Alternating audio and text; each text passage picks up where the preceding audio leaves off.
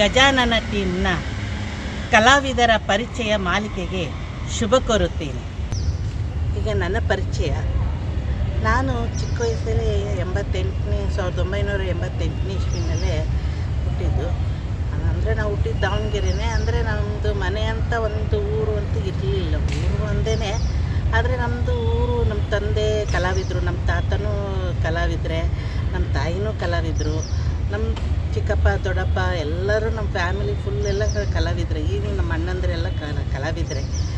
ಹಾಗಾಗಿ ನಾವು ಚಿಕ್ಕ ವಯಸ್ಸಿಂದನೇ ಇದ್ವಿ. ಹಂಗಾಗಿ ನಾವು ಓದಂದ್ರೆ ಈಗ ಆವಾಗ 7ನೇ ಕ್ಲಾಸನ್ನು ಓದಿದ್ರೆ ಒಂದು SSLC ಓದ್ದಂಗೆ, ಒಂದು SSLC ಹೋದರೆ ಒಂದು ಸೆಕೆಂಡ್ PU ಕಾಲೇಜು ಅಷ್ಟು ಓದೋ ಇದು ಇತ್ತು. ಹಾಗಾಗಿ ನಾವೊಂದು ಈಗೆಲ್ಲ ಗೌರ್ಮೆಂಟಿಂದ ಅನುದಾನ ಅಂತ ಅದು ಇದು ಎಲ್ಲ ಬರೋದ್ರಿಂದ ಈಗ ಒಂದು ಸ್ವಲ್ಪ ಕಲಾವಿದರದ್ದು ಸುಧಾರಿಸ್ಕೊಂಡಿದೆ. ಅವಾಗಂದರೆ ಅವತ್ತು ಕಲಾ ಇಲಾಖೆಯಿಂದ ಏನೂ ಅನುದಾನ ಆಗಲಿ ಏನೂ ಬರ್ತಾ ಇರಲಿಲ್ಲ. ಎಲ್ಲ ನಾವು ಟಿಕೆಟ್ ಕೊಟ್ಟು ನಾಟಕ ನೋಡೋವಂಥ ಸ್ಥಿತಿ ಇತ್ತು. ಹಾಗಾಗಿ ನಾವು ಒಂದು ಊರಲ್ಲಿ ಕಲೆಕ್ಷನ್ ಆಗ್ತಿತ್ತು, ಒಂದು ಊರಲ್ಲಿ ಕಲೆಕ್ಷನ್ ಆಗ್ತಾ ಇರಲಿಲ್ಲ. ಮಳೆಗಾಲ ಬಂತು ಅಂದರೆ ಅವಾಗಂತೂ ತುಂಬಾ ಕಷ್ಟ ಆಗ್ತಾಯಿತ್ತು.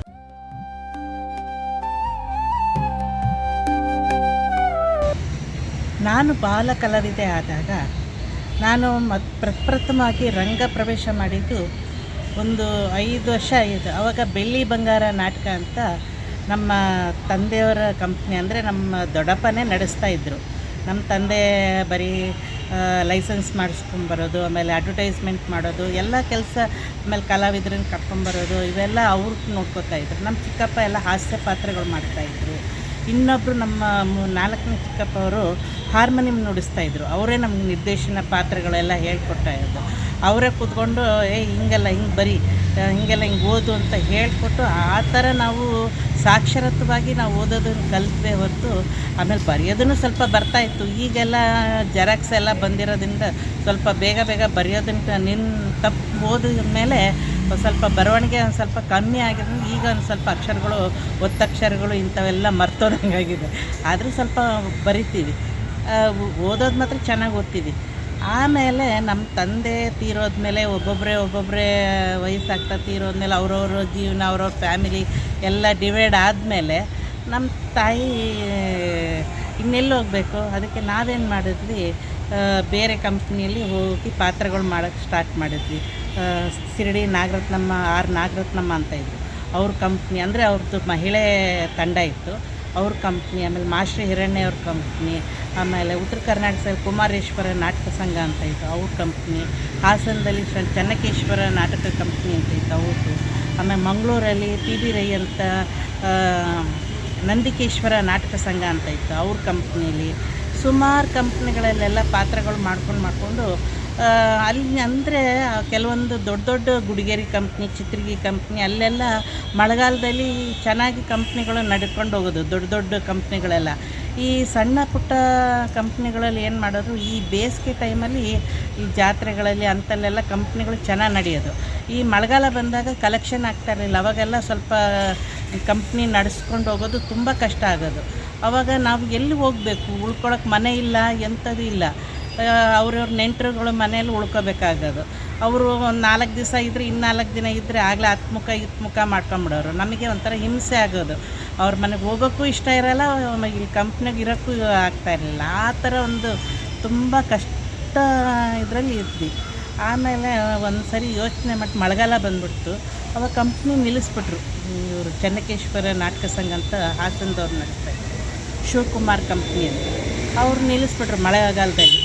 ಆವಾಗ ಯೋಚನೆ ಮಾಡಿಬಿಟ್ಟು ಆಮೇಲೆ ಬೆಂಗಳೂರಿಗೆ ಬಂದ್ವಿ. ಬೆಂಗಳೂರಲ್ಲಿ ನಮಗೆ ಜನಗಳು ಪರಿಚಯ ಇಲ್ಲ, ಎಲ್ಲಿ ಹೋಗಬೇಕು, ಯಾರನ್ನು ಕೇಳಬೇಕಪ್ಪ, ಕಂಪ್ನಿಗಳಲ್ಲಿ ಯಾರು ಟ್ರೂಪ್ ಅಂತ ನಮ್ಗೆ ಗೊತ್ತಿಲ್ಲ. ಬರೀ ಕಂಪ್ನಿಗಳಷ್ಟೇ ಗೊತ್ತು.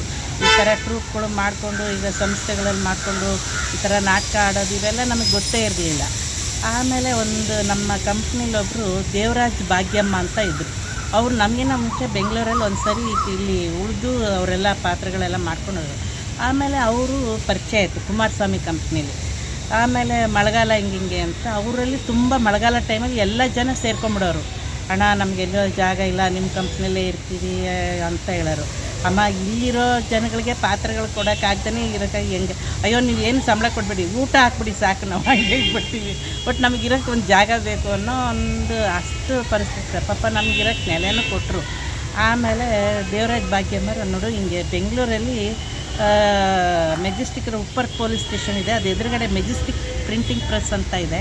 ಅಲ್ಲಿ ಹೋದರೆ ಕಲಾವಿದ್ರಿಗೆ ಎಂಥ ಯಾವ ಊರಿಂದ ಬರಲಿ ಎಲ್ಲೇ ಬರಲಿ ಕಲಾವಿದರಿಗೆ ಒಂದು ಅನ್ನ ಹಾಕೊಂಡು ದಾರಿ ಇದ್ದೇ ಇರುತ್ತೆ ಅಂತ ಹೇಳೋದು.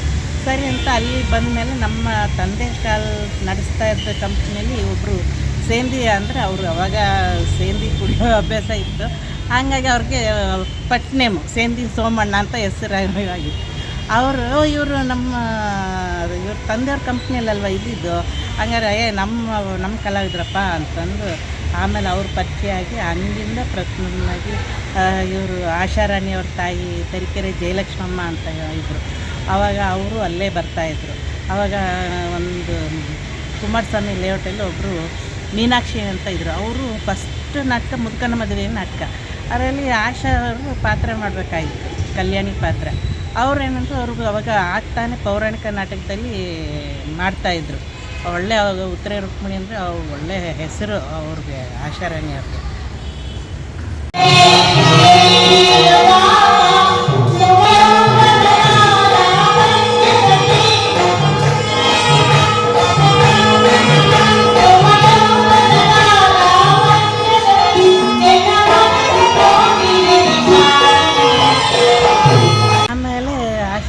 ಮಾಡಬೇಕು ಪಾತ್ರ ನಾನು ಮಾಡೋದಾಯಿತು. ಆಮೇಲೆ ತದನಂತರ ಏನಾಗೋಯ್ತು ಅಂದರೆ ಆಮೇಲೆ ಎಲ್ಲ ನಿಧಿಂದರೆ ವಜ್ರಪ್ಪ ಮಾಸ್ಟರ್ ಅವ್ರದ್ದು ಅವಾಗ ಪೌರಾಣಿಕ ಬರ್ತಾ ಇರಲಿಲ್ಲ ಜಾಸ್ತಿ, ನಾವು ಸಾಮಾಜಿಕ ನಾಟಕಗಳೇ ಮಾಡ್ತಾಯಿದ್ದಿದ್ದು. ಆಮೇಲೆ ಪ್ರಪ್ರಥಮವಾಗಿ ಇವರು ಶಿರಡಿ ನಾಗರತ್ನಮ್ಮ ಅವ್ರ ನಾಟಕದಲ್ಲಿ ಒಂದು ಕೃಷ್ಣಗಾರುಡಿ ನಾಟಕದಲ್ಲಿ ಆವಾಗ ಒಂದು ಪಾತ್ರ ಕೊಟ್ಟರು, ನಕುಲ ಸಹದೇವನ ಪಾತ್ರ ಕೊಟ್ಟರು. ಆಮೇಲೆ ಒಂದು ರುಕ್ಮಿಣಿ ಸತ್ಯಭಾಮ ಅನ್ನೋ ಪಾತ್ರಗಳು ಕೊಟ್ಕೊಂಡು ಬರ್ತಾ ಇದ್ಮೇಲೆ ಆಮೇಲೆ ಅವರು ಟ್ರೂಪಲ್ಲಿ ಒಬ್ಬರು ಚಂದ್ರಕಲಾ ವಜ್ರಪ್ಪ ಅಂತ ಪಾತ್ರ ಮಾಡೋಕ್ಕೆ ಬರ್ತಾಯಿದ್ರು. ಆವಾಗ ಅವರಿಂದ ನಮ್ಮ ಯಜಮಾನರು ನಿರ್ದೇಶಕರು ಡೈರೆಕ್ಟ್ರು ಅವರ ಹಾಡೆಲ್ಲ ಚೆನ್ನಾಗಿ ಹೇಳ್ಕೊಡ್ತಾರೆ ಅಂಥೇಳಿ ಆಮೇಲೆ ಅವರು ಟೀಮಲ್ಲಿ ವಜ್ರಪ್ಪ ಮಾಸ್ಟರ್ ನಿರ್ದೇಶನದಲ್ಲಿ ಆವಾಗ ಅಲ್ಲಿ ಕರ್ಕೊಂಡು ನಂಗೊಂದು ಸಖಿ ಪಾಠ ಕೊಟ್ಟರು. ಬಬ್ರುವಾಹನ ನಾಟಕದಲ್ಲಿ ಸಖಿ ಪಾಠಗಳು ಕೊಟ್ಟರು. ಹಾಗೆ ಒಂದೊಂದೇ ಹಾಡುಗಳು ಹೇಳ್ಕೊಟ್ರು. ಪಾಪ ಅವ್ರ ನಿರ್ದೇಶನ ಅವಾಗಿಂದ ನಾನು ಜಾಸ್ತಿ ಸಖಿ ಪಾತ್ರಗಳೇ ಮಾಡ್ಕೊಂಡು ಬರ್ತಾಯಿದ್ದೆ. ಆಮೇಲೆ ಹಾಡುಗಳು ಕಲ್ತ್ಕೊಂಡು ಆಮೇಲೆ ಉತ್ರೆ ರುಕ್ಮಿಣಿ ಸುಮಾರು ನಿರ್ದೇಶಕ ಪರಿಶ್ರಮಮೂರ್ತಿ ಅಂತ ಇದ್ದರು ಅವರು, ಶಿರಡಿ ನಾಗರತ್ನಮ್ಮವ್ರ ತಮ್ಮ ಅವರು. ಆಮೇಲೆ ಕಲ್ಲೂರು ಮಾಸ್ಟರ್ ಅವರು ಅಣ್ಣವರು ರಾಮಚಂದ್ರ ಅಂತ ಇದ್ದರು ಅವರು.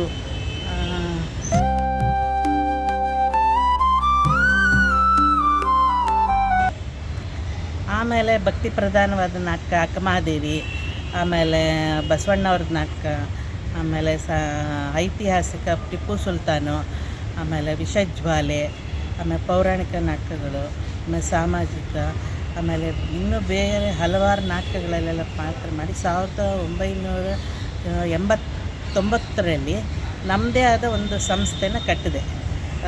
ನಮ್ಮ ತಾಯಿ ಅವಾಗ ಇಲ್ಲ ನಮ್ಮದೇ ಯಾಕೆ ಒಂದು ಸಂಸ್ಥೆನ ಕಟ್ಟಬಾರ್ದು ಅಂತ, ಆಯಿತು ಕಟ್ಟೋಣ ಅಂತ ಹೇಳಿ ನಾವು ನಮ್ಮ ತಾಯಿ ಇಬ್ಬರು ಸೇರಿ ನನ್ನ ಹೆಸರು ಯಾವ್ದು ಇಡೋಣ ಅಂದ್ರೆ ಅದಕ್ಕೆ ನಿನ್ನ ಹೆಸರು ಇಟ್ಕೊಂಬಿಡು ಅಂತಂದು ಆಯಿತು ಅಂತೇಳಿ ಆವಾಗ ನನ್ನ ಹೆಸರಿನಲ್ಲೇ ಶ್ರೀ ಲಲಿತ ಕಲಾ ನಾಟಕ ಸಂಘ ಅಂತ ನನ್ನದೇ ಆದ ಒಂದು ಸಂಸ್ಥೆನ ಕಟ್ಟಿ ಸುಮಾರು ಒಂದು 25 ವರ್ಷ ಆಯಿತು. 1999ರಲ್ಲಿ ಕಟ್ಟಿದ್ದು, ಈಗ 1985 ಆಗಿದೆ. ಒಂದು 15-20 ವರ್ಷ ಆಯಿತು. ಅಲ್ಲಿಂದ ನಂಬ್ಕೊಂಡ್ಬಂದು ಈಗ ನಮ್ಮ ತಾಯಿ ಅನಾರೋಗ್ಯ ಕಾರಣದಿಂದ ಬಿದ್ದು ಅವರು ಬ್ಯಾಕ್ ಬೋನು ಫ್ರ್ಯಾಕ್ಚರ್ ಆಗಿರೋದ ಮೇಲೆ ಆಮೇಲೆ ನಮ್ಮ ತಾಯಿ ಹಂಗೂ ಕಷ್ಟಪಟ್ಟು ನಾನು ಒಬ್ಬಳೇ ಒಂದು 2 ವರ್ಷ ನನ್ನ ಸಂಸ್ಥೆನ ನಡೆಸ್ಕೊಂಡು ಬಂದೆ. ಯಾಕೋ ನಾನು ಒಬ್ಬಳು ಕೈಯಲ್ಲಿ ನಿಭಾಯಿಸೋಕ್ಕೆ ತುಂಬ ಕಷ್ಟ ಆಗೋಯಿತು. ಆಮೇಲೆ ನಮ್ಮ ತಾಯಿನೇ ಹೇಳ್ಬಿಟ್ರು, ಬೇಡ ನಿನ್ನ ಒಬ್ಬಳು ಕೈಯಲ್ಲಿ ನಿಭಾಯಿಸೋಕ್ಕೆ ತುಂಬ ಕಷ್ಟ ಆಗುತ್ತೆ, ಸಾಕು ನಿಲ್ಲಿಸ್ಬಿಡು ಈಗ ನಿನ್ನ ಸಂಸ್ಥೆನ, ಯಾರಾದರೂ ಬೇರೆ ಹೊರಗಡೆ ಸಂಸ್ಥೆಗಳು ಏನಾರು ಕರೆದ್ರೆ ನೀನು ಹೋಗಿ ಆರಾಮಾಗಿ ಪಾತ್ರಗಳು ಮಾಡ್ಕೊಂಡು ಬಾ ಅಂತ ಹೇಳಿದ್ರು. ಸರಿ ಅಂತ ಈಗ ನಾನೇ ಹೊರಗಡೆ ಬೇರೆ ಸಂಸ್ಥೆಗಳಲ್ಲಿ ಕರೆದ್ರೆ ಹೋಗಿ ನಾನು ಯಾವುದೇ ಪಾತ್ರ, ಇಂಥ ಪಾತ್ರ ಅಂತ ನಾನೇನು ಕೇಳಲ್ಲ, ನಾನು ಅವ್ರು ಯಾವ ಪಾತ್ರ ಹೇಳ್ತಾರೋ ಆ ಪಾತ್ರನ ಕೊಟ್ಟು ನನ್ನ ಕೈಯಲ್ಲಿ ಎಷ್ಟು ಶಕ್ತಿ ಇದೆ ಅಷ್ಟು ಶಕ್ತಿ ಮೀರಿ ನಾನು ಮಾಡಿ ಸೈ ಅನ್ಸ್ಕೊಂಡು ಬರ್ತಾಯಿದ್ದೀನಿ.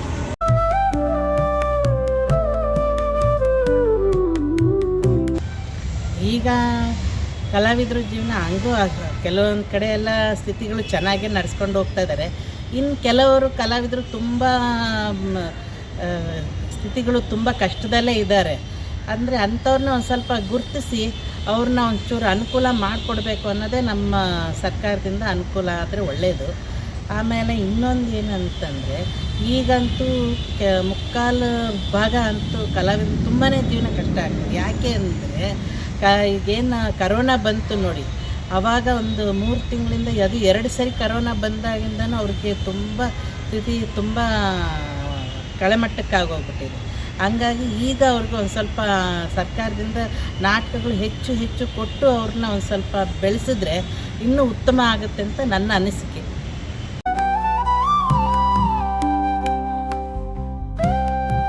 ಈಗ ಕಲಾವಿದರು ಮುಂದೆ ಹೊಸದಾಗಿ ಬಂದ ಯುವ ಕಲಾ ಪ್ರತಿಭೆಗಳಿಗೆ ಚೆನ್ನಾಗಿ ಅವ್ರಿಗೆ ಅವಕಾಶಗಳು ಕೊಟ್ಟು, ಹಿಂದೆ ಉಳಿದಿರೋಂಥ ಹಳೆ ಕಲಾವಿದರುಗಳನ್ನ ಅವ್ರನ್ನೆಲ್ಲ ಪ್ರೋತ್ಸಾಹಿಸಿ ಎಲ್ಲ ಸಹಕರಿಸಿ ಒಗ್ಗಟ್ಟಾಗಿ ಬೆಳೆಸಿ ಅಂತ ಹೇಳಿ ನನ್ನ ಕೇಳ್ಕೊಳ್ಳೋದೇ ನಾನಿಷ್ಟು. ನಾನು ಇರೋ ತನಕ ಇಲ್ಲಿವರೆಗೂ ಕಲಾ ಸೇವೆಯನ್ನು ಮಾಡ್ಕೊಂಡು ಬಂದಿದ್ದೀನಿ, ಇನ್ನು ಮುಂದೇನೂ ಮಾಡ್ಕೊಂಡು ಬರ್ತೀನಿ.